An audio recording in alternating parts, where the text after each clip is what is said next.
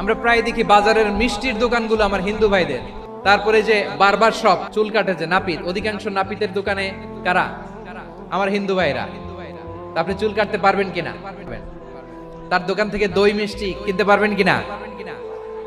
হ্যাঁ, আমার মুসলিম ভাইয়ের দোকান থাকলে ওইটারে আমি বেশি প্রায়োরিটি দিব, ঠিক কিনা?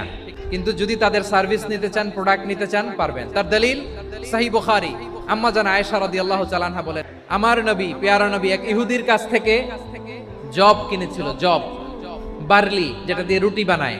ওই জবের দাম দেওয়ার টাকা পয়সা নবীর কাছে ছিল না, ফলে নবী ওনার একটা পোশাককে মর্গেজ রেখেছিলেন, মর্গেজ, বন্ধক। বিশ্বনবী বললেন, কয়েক কেজি জব দাও, টাকাটা পরে দিব, এখন টাকা নাই, বন্ধক হিসেবে, মর্গেজ হিসেবে আমার জামা রেখে গেলাম, যখন টাকা দিব জামা ছুটায় নিব। এ থেকে বোঝা গেল অমুসলিমদের সাথে ফিনান্সিয়াল ডিলিং করা যায়, অর্থনৈতিক লেনদেন করা যায়, কেনাবেচা করা যায়, প্রোডাক্ট।